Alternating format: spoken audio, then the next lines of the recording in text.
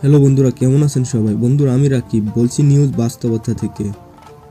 বাংলাদেশের বর্তমান সরকার জালিম সরকার, স্বৈরাচার সরকার কেন প্রায় সময় ইন্টারনেট সংযোগ বন্ধ করে দেয়, আর এই ইন্টারনেট সংযোগ বন্ধ করার ফলে সরকারের লাভ কতটুকু বা দেশেরই ক্ষতি বা কতটুকু। তো বন্ধুরা, এইসব বিষয়ে আজকে ভিডিওটির মাধ্যমে জানতে পারবেন। তো বন্ধুরা, চলুন ভিডিওটি শুরু করা যাক। তার আগে আমার ছোট্ট একটি অনুরোধ, আপনি যদি আমার এই চ্যানেলের নতুন দর্শক হয়ে থাকেন তাহলে অবশ্যই আপনি আমার চ্যানেলটি সাবস্ক্রাইব করে বেল আইকনটি বাজিয়ে রাখবেন। আর যারা আমার চ্যানেলটি সাবস্ক্রাইব করে রেখেছেন তাদেরকে অসংখ্য ধন্যবাদ। বন্ধুরা, আপনারা জানেন যে বর্তমানে কোটা সংস্কার নিয়ে বিভিন্ন বিশ্ববিদ্যালয়ের ছাত্রদের এক দফা এক দাবি নিয়ে আন্দোলন চলছে। তো এরই মাঝে পুলিশের গুলাগুলিতে অনেকেই নিহত হয়েছে, নিহতের সংখ্যা প্রায় শতাধিক ছাড়িয়ে গিয়েছে। পরিস্থিতি যত খারাপের দিকে যাচ্ছে ততই সরকার চিন্তিত হয়ে পড়ছে। গত একদিন আগেও ইন্টারনেট সংযোগ বন্ধ করে দিয়েছে এই সরকার, তবে আজকে কেন আবার ইন্টারনেট সংযোগ বন্ধ করে দেওয়া হলো? প্রায় 24 ঘন্টা হয়ে যাচ্ছে ইন্টারনেট সংযোগ বন্ধ। তো এই ইন্টারনেট সংযোগ বন্ধ হওয়ার মাঝখানে এই 24 ঘন্টার ভিতরে কি জানি হচ্ছে, বা আরো কতজনকে জানি নিহত হতে হচ্ছে। এই মাঝে ছাত্রদের সাথে আরো বিভিন্ন সাধারণ জনগণ যোগ দিয়েছেন আন্দোলনে, এবং বিভিন্ন সংগঠনের লোকজন যোগ দিচ্ছেন আন্দোলনে। তো চলুন জেনে নেওয়া যাক আন্দোলন দমাতে ইন্টারনেট বন্ধ কেন। তো বন্ধুরা, আসলে আন্দোলন দমাতে ইন্টারনেট বন্ধ করে দেওয়া হয়েছে। ডাক, টেলিযোগ ও তথ্য প্রযুক্তি প্রতিমন্ত্রী জুনায়েদ আহমেদ পলক বলেছেন, জাতীয় ও নাগরিক নিরাপত্তার বিষয়টি মাথায় রেখে সাইবার নিরাপত্তা নিশ্চিত করতে এই পদক্ষেপ। রাজধানী ঢাকা সহ সারা বাংলাদেশে বুধবার রাত থেকে মোবাইল ইন্টারনেট 4G পরিষেবা বন্ধ করে দেওয়া হয়েছে। কোটা সংস্কার আন্দোলনে উত্তাল হয়ে পড়ছে দেশ। প্রতিদিন প্রাণ হারাচ্ছেন নাবালক পড়ুয়া, চাকরি প্রার্থী, যুবক যুবতী, আমজনতা। পড়ুয়াদের দমনে হাসিনা সরকারের ব্যাপক পুলিশি দমনের ভিডিও নিমিষে ছড়িয়ে পড়েছে বিশ্বজুড়ে। বাংলাদেশের এই ভয়াবহ রূপ দেখে বিভিন্ন দেশ থেকে পড়ুয়াদের সংহতি জানিয়েছেন বহু মানুষ।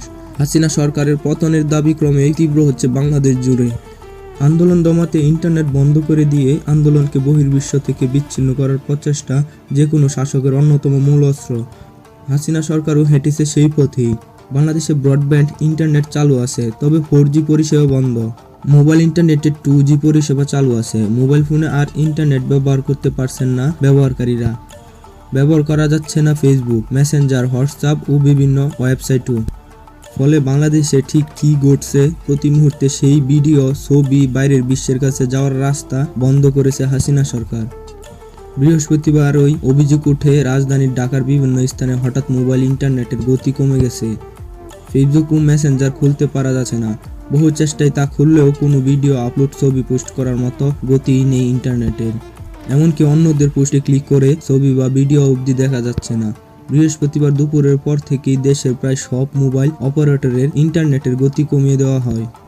এর আগে গত মঙ্গলবার রাতেও VPN অর্থাৎ ভার্চুয়াল প্রাইভেট নেটওয়ার্কের মাধ্যমে ধীরগতির ইন্টারনেট ব্যবহার করতে হয় অনেকে।